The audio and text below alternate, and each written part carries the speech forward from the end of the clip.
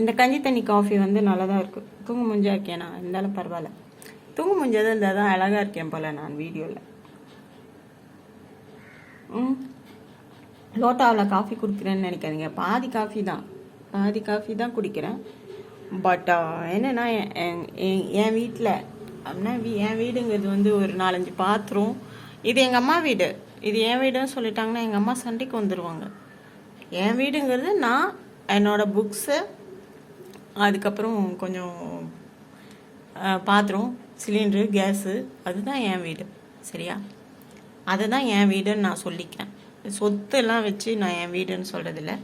நான் வாழ்கிற இந்த இடத்தில் எனக்கிட்ட வந்து இப்போதைக்கு இந்த டம்ளர் தான் இருக்குது. டம்ளர் வாங்கக்கூடாதுன்னு இல்லை, நிறைய டம்ளர் வச்சுருந்தேன். அது கொஞ்சம் கொஞ்சமாக எடுத்துகிட்டு போய் என்கிட்ட எந்த பொருளும் இல்லாமல் எங்கள் அம்மா என்ன பண்ணுவாங்க, நிறைய பாத்திரம் சேர்ந்தது கழுவ முடியலன்னுட்டு யார் ஒட்டு பாத்திரம்னே இது பண்ணாமல் எல்லாத்தையும் எடுத்து மூட்டையில் போட்டுருவாங்க. ஒரு கட்டத்தில் எனக்கு கோவம் வந்து, இருந்தாங்க எனக்கு இதெல்லாம் எதுவுமே வேணாம் அப்படின்னு தூக்கி வாரி எல்லாத்தையுமே கொடுத்துட்டேன். நான் புதுசாகவே வாங்கிக்கிறேன் அப்படின்னு சொல்லிவிட்டேன். புதுசாக வாங்கினேன் நான். அப்போ வந்து டம்ளர்லாம் வாங்கலை, பட்ஜெட் ப்ராப்ளம். இதுக்கு மேலே தான் டம்ளர்லாம் வாங்குவேன். டம்ளர்லாம் வாங்கிட்டு அப்புறமா என்னோடய டாஸ்கே என்னுடைய வாழ்வியல் முறையே நான் இந்த வீட்டை எப்படி வச்சுக்கிறேன் அப்படிங்கிறது தான். நான் இங்கே கூட பூனை கூட இருக்கேன். பட் என் வீடு கொஞ்சம் க்ளீன் பண்ண முடியாமல் தான் இருக்குது. முக்கியமானதெல்லாம் க்ளீன் பண்ணிடுவேன். இந்த ஒட்டடை அடிக்கிறது அந்த மாதிரியான விஷயங்கள்லாம் வந்து என்னால் செய்ய முடியாததுனால அப்படியே இருக்கும். ஒரு ஆளை கூட்டு செய்யணும், ஆனால் அவங்க வந்து சும்மா இருக்க மாட்டாங்க, கதை பேசுவாங்க. அந்த வீட்டுக்குள்ளே போனால் இப்படி இருக்குது, அப்படி அங்கே கழிச்சி போட்டு வச்சுருக்கு, அப்புறமா இப்படி நாறுது, நாய்ங்கெல்லாம் அப்படி இருக்குது, அந்த மாதிரிலாம் கதை பேசுவாங்க. அதுக்கு நம்மளே நீயே அதை தானே பேசுகிற, அவங்க வந்து பேசுனா என்ன அப்படின்னு தானே சொல்கிறீங்க. அது எனக்கு கொஞ்சம் எமோஷ்னலாக வந்து அப்படி கிர்ரடிக்கும். அதனால் அதே மாதிரி தான் இவங்க தேனம்மா கூட அப்படியே அடிக்கடி பண்ணுவாங்க. அப்படி ஆச்சா போச்சா அப்படி பேசுவாங்க. அந்த கதை பேசுனதுனால தேனம்மா வந்து கொஞ்சம் நல்லா ஹார்ட் ஒர்க்கர் தான். பட் அவங்க கதை பேசி அவங்க டோன் அதிகாரமாக ஒரு மாதிரி இருந்ததுனாலே அவங்க ரொம்ப ஹர்ட் பண்ணிட்டாங்க என்ன. ஸோ அதனால் தேனம்மானா எனக்கு ரொம்ப பிடிக்கும். அம்மானா அம்மா தானே. எங்கள் அம்மாவும் பிடிக்கும். எங்கள் அம்மா, தேனம்மா, பொம்மி, மூவசி, ரேக்கா, இவங்களாம் ரொம்ப அன்பாக இருக்கிற மாதிரி இருக்கும். திடீர்னு வந்து நாக்கில் கொடுக்க வச்சுட்டு பேசுவாங்க. என்னையும் அது மாதிரி தான் சொல்லுவாங்க. பட் அவங்களாம் கொட்டுறதுனால தான் நான் கொட்டுறேங்கிறது அவங்களுக்கு தெரியாது. சரியா? அதனால் காஃபி நல்லா இருந்தது. இன்றைக்கி டாஸ்க் முடிச்சுட்டேன் நான். காஃபி குடித்து முடிக்கல, சொல்கிறேன். நல்லாயிருக்கு காஃபி. நானே போட்டு நானே குடிக்கிறது. இந்த கஞ்சி தண்ணி காஃபி செம சூப்பர். அது எப்படின்னா, காஃபி ஸ்மெல்லு ப்ரூ தான் யூஸ் பண்ணுறேன்னா. எங்கள் அம்மாச்சி நசூஸ் யூஸ் பண்ணுவாங்க, நான் ப்ரூ காஃபி. அதுக்கப்புறமா கடைசியில் அம்மாச்சியும் ப்ரூ தான் யூஸ் பண்ணாங்கன்னு நினைக்கிறேன். எனக்கு சரியாக ஞாபகம் இல்லை. இந்த கஞ்சி தண்ணி காஃபி எப்படி பழக்கம்னா, அம்மாச்சி அவசரத்துக்கு போடுற காஃபி தான் இது. கொஞ்சம் வித்தியாசமான டேஸ்ட்டாகவும் இருக்கும். காஃபி மாதிரி இருக்காது. கொஞ்சம் கஞ்சி தண்ணியும் காஃபி தூளும் கலந்து கொஞ்சம் நல்லாயிருக்கும். சரியா? இந்த ஃபேன் ஓடுற சத்தம் இருக்குல்ல, அது டட் டட் டட் டட் டட்டுன்னு செமையாக இருக்குது, சூப்பராக. இந்த மாதிரி சின்ன சின்ன சத்தம்லாம் பிடிக்கும். அங்கே எதுவும் ஊ ஊ ஊ ஊ அப்படி எதுவும் கத்துது. ஆக்சுவலாக அது புறாவாக இருக்கலாம், இல்லைன்னா அது என்ன புறா வேற குணுக்கும் தானே. அந்த சவுண்டு என்ன சவுண்டுன்னு தெரியல. கூ கூ கூ கூ கூ அப்படின்னுது. சரியா? நல்லா இருக்காது சத்தம். இந்த ஃபேன் இப்போ டட் டட் டட் டட் டட் டட் டட் கூ கூ கூ கூ டட் டட் கூ கூ கூ கூ டட் டட் கூ கூ கூ கூ. நல்லா இருக்குல்ல சவுண்ட்லாம்? நீங்கள் கேட்டிருக்கீங்களா அந்த மாதிரி? அந்த காட்டுக்குள்ளே போக முடியாது. காட்டுக்குள்ளே ஒரு சில மரங்களுக்கு அந்த பக்கம் வண்டி போகிற வரைக்கும் அங்கே போய் நின்னோன்னு வச்சுக்கோங்களேன், அது ஒரு சவுண்டு அப்படியே வித்தியாசமாக கேட்கும். அந்த இடத்துல வந்து காற்று அப்படியே இப்படி அடிக்கும். அப்புறம் மயில் வந்து அப்படி தோவை விரிச்சு ஆடும். அப்புறம் அந்த பெண் மயில் வந்து ஒரு மாதிரி சவுண்ட் விடும். அதுக்கப்புறம் சில குருவிகள்லாம் கத்தும். திடீர்னு குரங்கு வந்து சண்டை போடும். இதெல்லாம் சூப்பராக இருக்கும். எனக்கு இன்னும் நடுக்காட்டுக்குள்ளே போகணுன்னு ஆசை. அந்த ஃபாரஸ்ட் ஒருத்தர் கூழ் குடிக்க வந்தார். அவர்கிட்ட கேட்கலாமான்னு நினச்சேன். அவரை பார்த்தாவே பயமாக இருக்குது. அவர் எப்படி என்னை கூட்டிகிட்டு போவார். அதனால் ஃபாரஸ்ட்டில் நம்பத்தில்லை, நான் வேறு யாராச்சும் நம்பணும். அதே மாதிரி இந்த ஆசையில் இளவரசனை ஒரு நாளைக்கு கூட்டிகிட்டு போய் பிருந்தா காஃபி ஷாப்பில் காஃபி வாங்கி தர உள்ளே உட்கார வச்சு காஃபி வாங்கி தரணும்னு கேட்கலான்னு நினச்சேன். இப்போ இளவரசன் தம்பியா இல்லை, அவர் வந்து சாராயிட்டதுனால பேசுறதுக்கே பயமாக இருக்குது. அப்புறம் இந்த மாதிரி என்னை அதிகாரமாக பேசினாலாம் எனக்கு கொஞ்சம் பயம் வந்துடும். அவன் சாரி அவர் அவர் அவர் அவர் வந்து இந்த ஆலிம் வந்து அவர்னு கூப்பிடணும் சொன்னதுல இருந்து இப்போ நான் எல்லாரையும் அவர் ஆக்கிட்டேன்னா சரியா. இளவரசன் அவர் வந்து அவங்க அஃபிஷியல் கூட போகும்போது என்னக்கான்னு கூட கேட்கல. அவர் அப்படியே ஒரு ஃபைல் என்னவோ ஒன்று எடுத்துக்கிட்டு அப்படியே வீராப்பாக நடந்து போனார் ஒரு நாள். எனக்கு செம காமெடியாக இருந்தது. Okay, no problem. நம்ம வந்து அவங்களுக்கெல்லாம் வணக்கம் வைக்கிற இடத்துல இருக்கோம் அப்படின்னு சொல்லிட்டு நினச்சிட்டு விட்டுட்டேன். சரி, ஓகே, கேட்கணும்னு நினச்சேன். இப்போ அவர் வந்து தம்பி சார் இல்லைல்ல, அவர் சாரு. தம்பியாக இருந்தால் கேட்கலாம். தம்பியாக இருந்தால் டே என்னை கூட்டிகிட்டு போய் உள்ளே உட்கார வச்சு ஒரு காஃபி வாங்கி தரான்னு கேட்கலாம். அது ஃபீல் நல்லாயிருக்கும். ஒரு போலீஸ் அதிகாரிகிட்ட போய் சார் எனக்கு தூக்கிட்டு போய் உட்கார வைங்கன்னா போலீஸ் அதிகாரி தூக்கிட்டு போகிறது தம்பி ஃபீல் வராது. அது வந்து கொஞ்சம் நர்வஸாக, கொஞ்சம் எப்படி சொல்கிறது, கொஞ்சம் சங்கடமாக அப்படிலாம் ஃபீல் ஆகும்ல. அதனால் வேணாம், அதனால் விட்டுட்டேன். அந்த ஆசையை வந்து தூக்கி கிடப்பில் போட்டுட்டேன். சரியா. அடுத்தது விஜய் கிட்ட கேட்கலான்னு நினச்சேன். இதுக்கு முன்னாடி அதே காஃபி ஷாப்பில் தான் அவன் ஒர்க் பண்ணிட்டு இருந்தான். பட் அவன்கிட்ட கேட்கலான்னு நினச்சா அவன் இப்போ வரவே மாட்டான். அவன் சொல்லிட்டான் ஒரே வார்த்தை, டேய் அங்கே வந்து காஃபி போட்டு தடா ஒரு காஃபி அப்படின்னு சொன்னக்கு நான் வரமாட்டேன் மேடம் அப்படி சொல்லிட்டான். ஸோ அதனால் அந்த ஆசையும் தூக்கி குப்பையில் போட்டாச்சு. அப்புறம் வேற என்னென்ன ஆசைலாம் இருக்குன்னு தானே, ஊர் சுற்றணும், அதுதான் நிறைய ஆசை.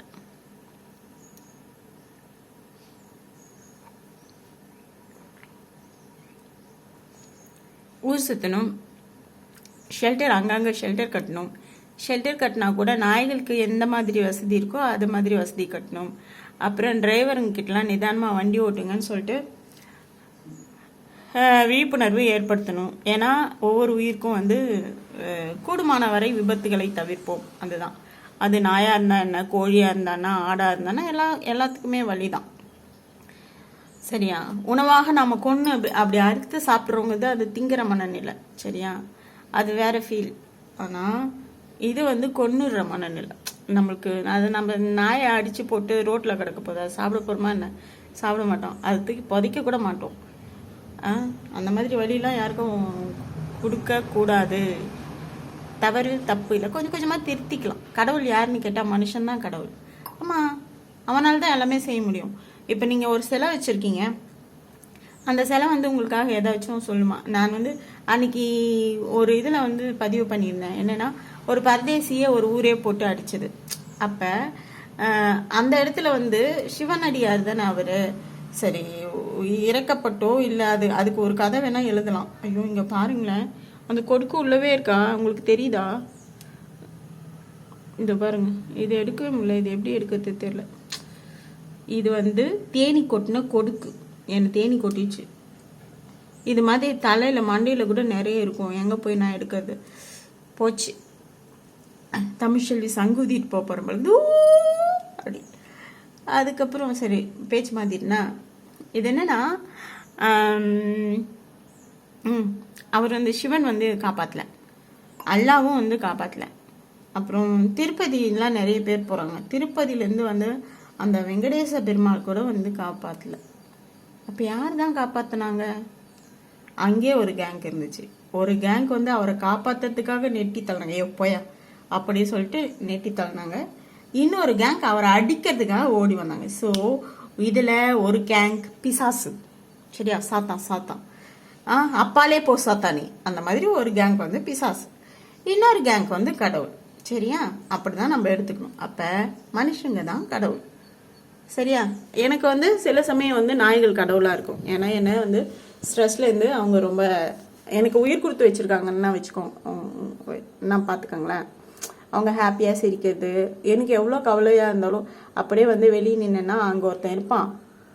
அவன் பேர் என்னன்னு தெரியல, பட் அவனுக்கும் நானும் எந்த பேரும் வைக்கல.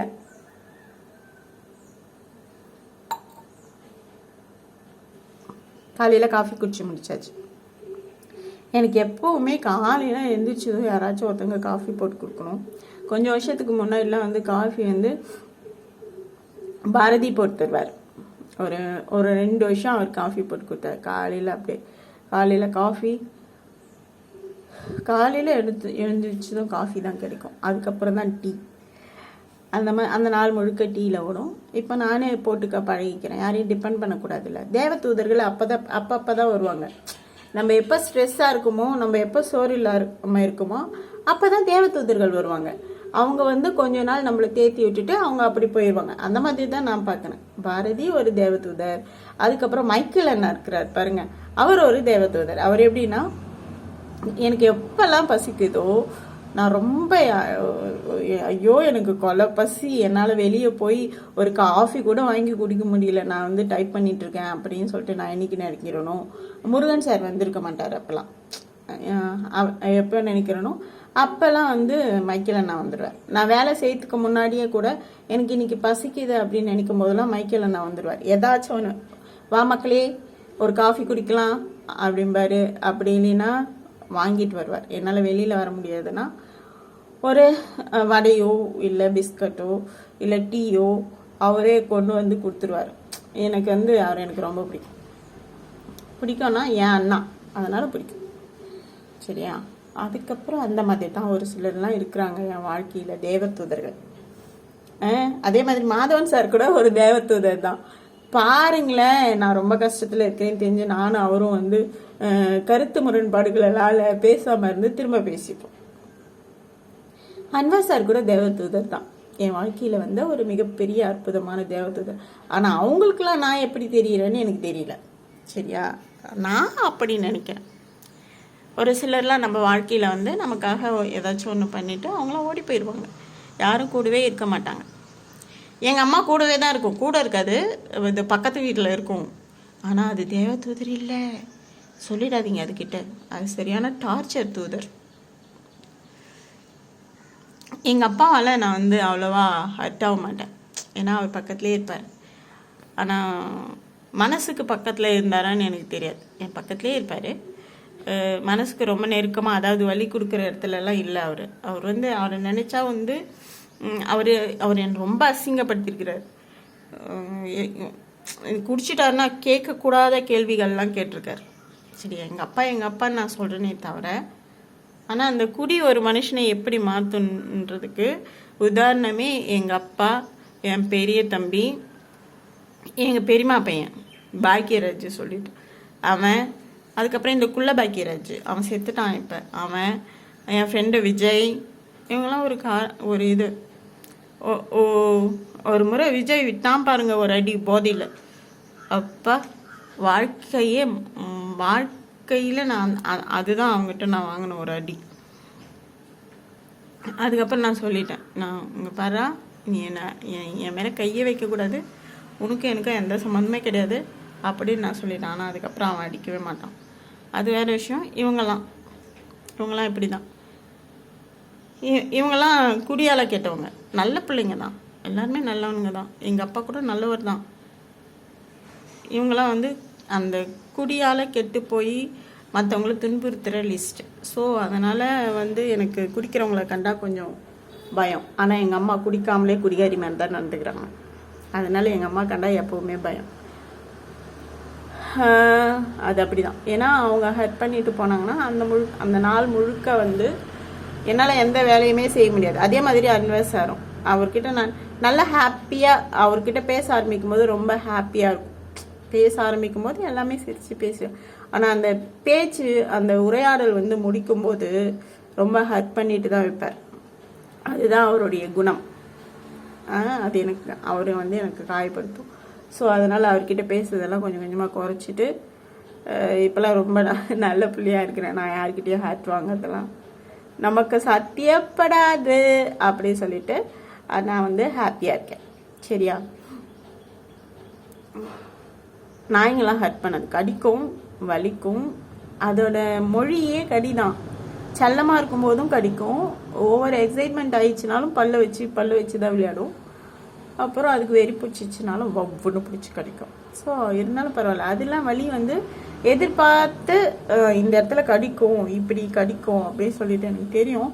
அதனால அதுக்கேற்ற மாதிரி நான் மேனேஜ் பண்ணிப்பேன். ஆனால் தேனி கொட்டிச்சு பாருங்க, எப்பா சாமி, தயவு செஞ்சு அந்த பக்கம் யாரும் போயிடாதீங்க. யாருன்னா தேனி இருக்கிற பக்கம் போயிடாதீங்க. அப்படியே ஒரு ஜிவ்வுன்னு என்ன பண்ணுறதுனே தெரியாமல் அப்படி ஒரு வழி. இப்போ யோசிச்சா இது கூட அனுபவிச்சுட்டோம்ல அப்படின்னு சொல்லிட்டு ஜாலியாக இருக்கேன். ஆனால் அன்னைக்கு எவ்வளோ தெரியுமா? ஆனால் அன்னைக்கு நிறைய கதை பேசுகிறவங்களாம் இருக்கிறாங்க. அன்றைக்கி நிஜமாகவே எனக்கு ரொம்ப பசி. லோகேஷ் கிட்ட போன்ட்டேன்னா, இந்த லோகேஷ் இல்லை, அந்த கிருஷ்ணா டெக்ஸ்டைல்ஸ் லோகேஷ் இல்லை, பெட்ரோல் பேங்க்கில் ஒரு லோகேஷ் வேலை செய்கிறாங்க. அங்கே போனால் கதை தான் பேசுவேன். தேனி கொட்டிச்சுடான்னா நான் வேற ஹாஸ்பிட்டலுக்கு அப்படி சொன்னான்.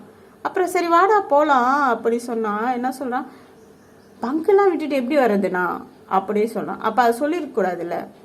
வெறும் வார்த்தையாக உங்களால் செய்ய முடியாததை நீங்கள் வந்து வாக்கு கொடுக்கூடாது. ஒரு ஜாலிக்காக எப்போவுமே பேசக்கூடாது. ஜாலி டாக் இருக்கும், சும்மா பேசணும் அப்படிங்கிறதுக்காக பேசுறது வந்து எப்போவுமே பேசக்கூடாது. ஒரு சீரியஸான ஒரு இடத்துல வந்து சரி நான் வரேன் அப்படின்னு சொல்லும்போது அந்த மனசு என்ன, நம்ம அம்மா வருவாங்க அப்படி தான் நம்போம். இப்போது அந்தானே மணியை நான் தூக்கினப்போ எனக்கு வந்து கொஞ்சம் அன்ஈஸியாக இருந்தது இல்லை. இது லொகேஷன் போது நான் வந்து தம்பி ஃப்ரெண்டு, தம்பி அவன் ஃப்ரெண்டுலாம் கிடையாது, தம்பி அப்படின்னு நான் நினைக்கிறேன்னும் போது அது கொஞ்சம் ஆக்வர்டாக இருந்திருக்காது இல்லை அப்படிங்கிறது. இருந்தாலும் நான் அப்போ இருந்த சுச்சுவேஷனில் சரி வாடா அப்படி தான் கூப்பிட்டேன். அவன் என்னை இதை விட்டு எப்படி வர்றது அப்படி கேட்டான். அப்போ அது சும்மா ஜாலம், சும்மா பேசுறதுக்காக பேசுறது. உண்மையிலே மனசுலேருந்து இவங்க நம்ம அக்கா அப்படின்னு வர்றது. அந்த அக்கா, ஃப்ரெண்டு, லவ்வர் அப்படிங்கிற அந்த உணர்வு இருந்துச்சுன்னு வச்சுக்கோங்களேன். அது அந்த தவிப்பெல்லாம் வேறு மாதிரி இருக்கும். கதைலாம் பேச முடியாது. அந்த நேரத்தில் போய் யாராச்சும் கதை பேசிகிட்டு இருப்பாங்களா? கண்டிப்பாக பேச முடியாது. வேடிக்கைலாம் பார்க்க முடியாது. அதெல்லாம் வந்து எமோஷ்னல் பாண்டிங். ஸோ யார் கூடவும் வேடிக்கை பார்க்குற அளவுக்கு இருந்தீங்கன்னா கூட யாருடைய நம்பிக்கையும் உடைக்கிற அளவுக்கு பேசாதீங்க. உங்களால் வந்து ஒருத்தவங்க உங்கள் வார்த்தையை உங்கள் பேச்சை நம்புகிறாங்கன்னா அதுக்கேற்ற மாதிரி பேசுங்க. நீங்கள் வந்து வர முடியாதுன்னா முடியாது, என்னால் வர முடியாது அப்படின்ட்டு. அவன் என்ன சொல்ல, சாப்பாடு தானே பசிச்சா இங்கே சாப்பாடு வாங்கிக்கலான்னு. அப்போ நான் சொல்லுவேன், எனக்கு பசிக்குது போய் சாப்பாடு வாங்கி வந்து தரான்னா வாங்கி வந்து தர மாட்டேங்கிறான். அப்போ அந்த பேச்செல்லாம் வந்து நாட் நெசசரி. அந்த இடத்துல பசிக்குது, ஆமாம் எனக்கு பசிக்குது, அவ்வளோதான், பசிக்குது. அதுக்கப்புறம் வந்து நான் அன்றைக்கி சாப்பிட்டேன்னா என்ன சாப்பிடல, எனக்கு செம மூஞ்செல்லாம் வீங்கி போச்சு. அதுக்கப்புறமா வலிச்சது. அப்போ யோசித்தேன், யாருமே கூடலை. நான் வந்து எங்கள் அம்மா கிட்ட வந்து எங்கள் அம்மா வந்து கேர் பண்ணிப்பாங்க அப்படின்னு நினச்சி வந்தால் அவங்க பாட்டினை வந்து ஒரு மாதிரி பேசிட்டு அவங்க பாட்டுக்கு போயிட்டாங்க.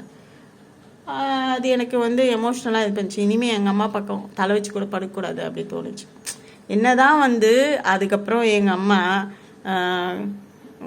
அதுக்கப்புறம் என்ன ஒரு 1000 ரூபாய் கொடுத்தாங்க, ஒரு 500 ரூபாய் கொடுத்தாங்க. கொடுத்துட்டு அரிசி வாங்க சொல்கிறாங்க. இதை வச்சு பொண்ணை மாட்டிக்கோன்னு சொல்கிறாங்க. நீ போய் ரேஷன் கடையில் அரிசியை வாங்க அப்படி சொல்கிறாங்க. இப்போது அதை நான் சாப்பிட்றதுக்காக கொடுத்தாங்களா இல்லை ரேஷன் கடையில் அரிசி வாங்கிறதுக்கு கொடுத்தாங்களா? இவங்க வந்து இவங்களை எப்படி சொல்கிறது, சரியான சைக்கோ சொல்லலாமா? இவங்கெல்லாம் வச்சு நீ எப்படி குடும்பம் நடத்துறது, குப்பை கொட்டுறது? இதில் வேறு ஜெயபாதன் சொல்கிறாரு, உங்கள் அம்மா கூட இரு, நீங்கள் ஒன்றா இருந்தால் ஒரே செலவாகும்ல அப்படின்னு. இல்லை, எப்போ ஒரே செலவு ஆகுதோ இல்லையோ, எனக்கு வந்து காலையில் காஃபி வேணும், யார் போட்டு தருவாங்க? அடுத்தது வந்து எனக்கு காலையில் 8 மணிக்கெலாம் பசிக்கும். 8 மணிக்கெல்லாம் சோறு சாப்பிட்ற ஆள். ராத்திரி 12 மணிக்கு சோறு சாப்பிட்டுட்டு நான் வந்து வேலை செஞ்சுட்டு ராத்திரி 12 மணிக்கு பசிக்கும்னு சொல்லிட்டு எழுப்புவேன். பாரதி அப்படி தான் எழுப்ப வேணாம். ராத்திரி 12 மணிக்கெலாம் எழுப்பி எனக்கு பசிக்குது அப்படிம்பேன். அந்த மாதிரி கேரக்டர் நான். சரியா? இவங்க கூட ஒன்றா இருந்தாலும் இவங்க என்ன பண்ணுறாங்கன்னா, எப்போ சமைப்பாங்களோ அப்போ தான் சாப்பாடு கொடுப்பாங்க. அப்புறம் திடீர்னு நான் சமைக்க மாட்டேன்னு கூட சொல்ல மாட்டாங்க. அவங்க பாட்டுன்னு என்ன பண்ணுவாங்கன்னா ஏறி சங்கம் போயிடுவாங்க. இந்த பகிர்தல் அப்படிங்கிற அந்த ஒரு விஷயம் வந்து இந்த குடும்பத்தில் இல்லை. இவங்களும் இவங்க சின்ன பையனும் குசுன்னு பேசுவாங்க எல்லாத்தையுமே. இவங்க சின்ன பையன், அதுக்கப்புறம் அவங்க பெரிய பொண்ணு, இவங்கெல்லாம் கூடி வந்து ஒரு குடும்பத்து விஷயத்த குசுன்னு பேசுவாங்களே தவிர எதையும் என்கிட்ட ஷேர் பண்ணிக்க மாட்டாங்க. இங்கே வந்து எது சொல்லணுமோ அதை சொல்ல மாட்டாங்க. எது சொல்லக்கூடாதோ அதை சொல்லுவாங்க. அடுத்து என்ன பண்ணுவாங்கன்னா, எது வந்து கேட்காம எடுத்துக்கணுமோ அதை வந்து கேட்டுட்டு எடுப்பாங்க. எது வந்து சொல்லிட்டு கேட்டுட்டு தான் எடுக்கணுமோ அதை வந்து சொல்ல மாட்டாங்க, கேட்க மாட்டாங்க, அவங்க பாட்டு எடுத்துகிட்டு போயிடுவாங்க. இந்த மாதிரி விஷயங்கள்லாம் நடக்கும். ஆனால் யூஸ் பண்ணுறது எல்லாமே என்னுடைய பொருளும் சேர்த்து தான் யூஸ் பண்ணுவாங்க. இத்தனை வருஷத்தில் எல்லாத்தையும் யூஸ் பண்ணுவாங்க. ஆனால் என்ன சொல்லுவாங்கன்னா, சத்தியமாக உன் பொருளை நான் எடுக்கவே இல்லை அப்படின்னு சொல்லுவாங்க. இதில் என்ன விஷயம்னா, பொருளை பயன்படுத்துறதுலாம் விஷயம் இல்லை, அதை எடுத்த இடத்துல வைக்க மாட்டாங்க. அடுத்து நான் எப்படி ஒரு கண்ணு தெரியாதவங்க வீட்டில் அந்தந்த பொருள் எங்கெங்கே இருக்கணுமோ அதே மாதிரி தான் நான் வாழ்கிற வீட்லேயும் இருக்கணும். அன்வர் சார் வந்து ஒரு இது சொன்னார். என்னென்னா, அவங்க வீட்டில் வந்து இது மாதிரி ஒரு மாற்றுத்திறனாளி இருந்தால் தான் அவங்களுக்கு புரியும் அப்படி சொல்லிட்டு. வீட்டில் மாற்றுத்திறனாளி இருந்தால் கூட யாருக்கும் புரியறது கிடையாது, அவங்க கூட பேசுறது கூட கிடையாது. அவங்களோட ஃபீலிங்ஸ் என்ன, அவங்க என்ன சொல்ல வராங்க, அதெல்லாம் அவங்களுக்கு புரியாது. அவங்க வந்து ஒரு நார்மல் பர்சன். அவங்களோட எமோஷ்னலி அவங்க வேறு மாதிரி இருப்பாங்க. அதே எமோஷ்னலி நான் வந்து வேறு மாதிரி இருக்கேன். என்னோடய எதிர்பார்ப்புகள், என்னுடைய தேவைகள், அதுக்கப்புறம் என்னுடைய ஃப்ரெண்ட்ஸ், என்னுடைய ஆசை, இதெல்லாம் ரொம்ப வித்தியாசமாக இருக்குது, வேறு மாதிரி இருக்குது. அவங்களோட ஆசை அதெல்லாம் வந்து வேறு மாதிரி இருக்குது. சொத்து சேர்க்கணும், குழந்தைங்களுக்கு கல்யாணம் பண்ணணும், நகை நட்டு சேர்க்கணும், நல்ல புடவை கட்டிக்கணும், அந்த மாதிரி ஜாலியாக அவங்க பாண்டிங்கோட அவங்க நண்பர்களோட அவங்க போவாங்க. ஆனால் என்னுடைய நண்பர்களோட செலவு பண்ணுறதுக்கு நேரமே கொடுக்க மாட்டாங்க. அப்போ வந்து யாராச்சும் ஒருத்தங்களை பொறுப்பாக கொண்டு வந்து திணிச்சிட்டு போயிடுவாங்க. இவங்க எங்கேயோ போகணும், அப்படி நம்மளால எங்கேயுமே வெளியில் போக முடியாது. இவங்க எங்கேயாச்சும் போகணும் போது ஒரு குழந்தையோ எதையோ ஒன்று ஒரு பொறுப்பாக எடுத்துன்னு வந்து நம்மக்கிட்ட விட்டுருவாங்க. அந்த மாதிரியெல்லாம் நடக்கும். அப்புறம் இதெல்லாம் சொன்னால் அவங்களுக்கு புரியாது. இதெல்லாம் சொன்னால் இதெல்லாம் வந்து சொல்லிட்டா அப்படி தான் தெரியுமே தவிர, இது வந்து அவளோட ஃபீல், அவள் உலகத்தில் நம்ம இன்னும் இல்லை அப்படின்ட்டு. நான் அன்றைக்கி சொன்னேன், செருப்பு என் தம்பிக்கிட்ட 1008 முறை சொல்லுவேன், செருப்பு காலோட உள்ள வராத, எனக்கு பிடிக்கலன்னு. நாங்கள் இங்கே நாய் கக்காலாம் இருக்குது, நாய் மூத்திரம்லாம் இருக்குதுன்னா அதெல்லாம் ஒரு ஓரமாக தான் இருக்கும், நான் அது க்ளீன் பண்ணிப்பேன். அது வீடு முழுக்க அனுப்பிச்சின்னு வந்தால் எங்கள் அம்மா சொல்கிறாங்க, என் செருப்பை பாரு எவ்வளோ சுத்தமாக இருக்குது. எனக்கு செருப்பில் போய் எனக்கு செம காமெடி. செருப்பில் போய் என்ன பெரிய சுத்தம் சொல்லுங்களேன். நான் வந்து ஒரு காலகட்டத்தில் என்னால் கீழே நகர்ந்தே போக முடியாது. நான் ஒரு வேலை கூட செய்ய மாட்டேன். மண்ணுன்னா அலர்ஜி, ட்ரெஸ் அழுக்காகக்கூடாதுன்னு நான் பார்ப்பேன். அந்த மாதிரி இருந்தேன். என் மழை வந்துச்சுன்னாவே முபாரக் கிட்ட சொல்லி அவன் தானே 10 ரூபா கொடுத்தா தூக்கிட்டு போவான். இங்கேருந்தே கெஞ்சிகிட்டே போவான். நேர்மதி என்னை தூக்கிட்டு போய் ஆஃபீஸ் ரூமில் சேரில் உட்கார வச்சிருடா அப்படிம்பேன். தரண்டா டேடி 10 ரூபா தரண்டா அப்படிம்பேன். 10 ரூபா அப்படிங்கிறது விஷயம் இல்லை, அது சும்மா ஒரு காமெடிக்காக அவன் இது பண்ணுறது. ஆனால் கெஞ்சிட்டே போவேன், டே ப்ளீஸ்டா அப்படி எனக்கு கொஞ்சம் தூக்கிட்டு போய் விட்டுறா அப்படின்ட்டு. அந்த மாதிரிலாம் இருந்தவன். நான் இப்போ சேரு செனாரு அதெல்லாம் ஒரு கட்டத்துக்கு மேலே ஓகே, யாரும் என்னை தூக்கக்கூடாது, நானே வந்து என்னை தூக்கிக்கணும், இல்லை நானே என்னை நகர்த்திக்கணும், அவ்வளோதான் என்னது. நான் யாரையும் டிபெண்ட் பண்ண மாட்டேன். என்னை தூக்குங்க, என்னை உள்ளே தூக்கிட்டு போங்க, என்னை வெளியே தூக்கிட்டு வாங்க, அந்த மாதிரிலாம் நான் யார்கிட்டையும் டிபெண்ட் பண்ணி இருக்கக்கூடாது. செத்துட்ட பிற்பாடு 4 பேர் தூக்குவாங்க, அது எனக்கு தெரியாது. அது வந்து எனக்கு எந்த உணர்வையும் கொடுக்காது, என்னை அழ வைக்காது, அருவருப்பாக்காது, சங்கடப்பட வைக்காது, தர்ம சங்கடங்களை ஏற்படுத்தாது, அதெல்லாம் அந்த மாதிரி. சரியா?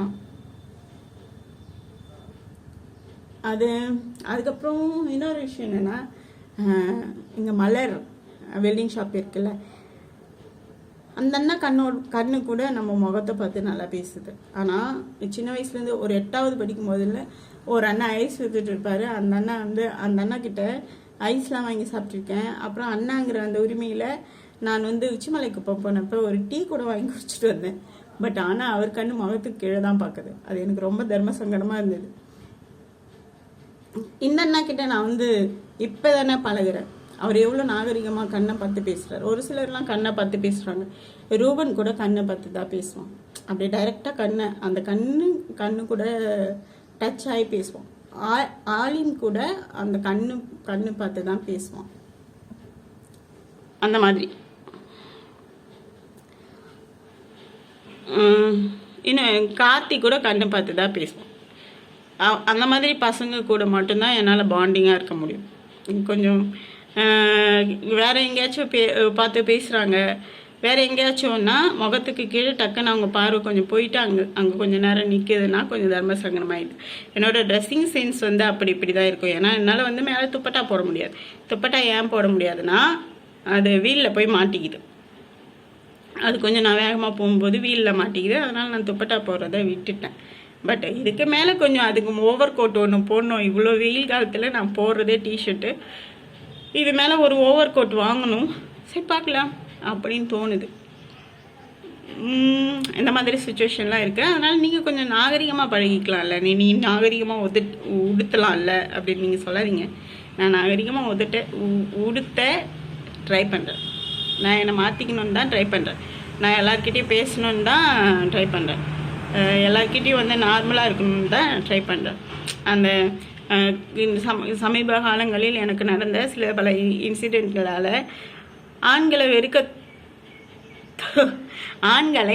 வெறுக்க தொடங்கலை. ஒரு சில ஆண்கள் அப்படி இருக்கிறதுனால எல்லா ஆண்களும் எப்படி என்ன பண்ணுவாங்க, கொஞ்சம் பழகிறதுக்கு கொஞ்சம் பயமாக இருக்கும் ஆண்களோட பழகிறதுக்கு. அதனால் நான் வந்து முன்ன மாதிரி ரொம்ப ஃப்ரீயாக அண்ணா தம்பி அப்பெல்லாம் பழக முடியல. அதனால் கொஞ்சம் ஒதுக்கமாக கொஞ்சம் இப்போல்லாம் வந்து யார் நல்லவங்க யார் கெட்டவங்கன்னு தெரியாததுனால ஒரு சிலர் பக்கத்தில் வரும்போதே வந்து ஐயோ எந்திரிச்சு ஓடிடு அப்படிங்கிற மாதிரியான உணர்வுலாம் வருது. ஸோ அதனால் வந்து வெளியே போகிறதையோ இல்லை பேசுகிறதையோ கொஞ்சம் குறைச்சிக்கிறேன், அவ்வளோதான். ஆனால் என்னால் வெளியில் வராமல் இருக்கவே முடியாது. ஏன்னா நான் எடுத்துருக்கிற அந்த ப்ராஜெக்ட் வந்து அந்த மாதிரி. ஏன் அந்த மாதிரி அப்படின்னா, நானே உருவாக்குற ப்ராஜெக்ட் தான் அது. நான் இப்போ வந்து எல்லா ஊர்லேயும் இருக்கிற நாய்களை சென்சஸ் எடுக்க போகிறேன், மாற்றுத்திறனாளிகளை சென்சஸ் எடுக்க போகிறேன். அவங்களுடைய வாழ்வாதாரங்கள் எப்படி இருக்குதுன்னு சொல்லிட்டு அவங்கள நேரடியாக பார்த்து கேட்க போகிறேன். ஸோ இப்போ நான் வந்து பொதுவெளியில் பழகணும். எனக்கு மெயின் வந்து நாய்கள் அப்புறம் மாற்றுத்திறனாளிகள் தான். உண்மையிலே அவங்க வீட்டில் வந்து அவங்கள பயன்படுத்திக்கிறாங்களா இல்லை அவங்கள பாதுகாக்கிறாங்களா அப்படிங்கிறது தான். மறைமுகமான எல்லாருமே மாற்றுத்திறனாளிகளை வந்து மறைமுகமாக பயன்படுத்திக்கிறாங்க தான். அவங்கக்கிட்ட இருந்து வர சின்ன சின்ன அந்த உதவிகள் இல்லைன்னா இருந்தாலும் கூட மனசு நோக பேசிடுறாங்கல்ல. உண்மையாக ஒரு சிலர் தான் வந்து மாற்றுத்திறனாளிகளை நேசிக்கிறாங்க.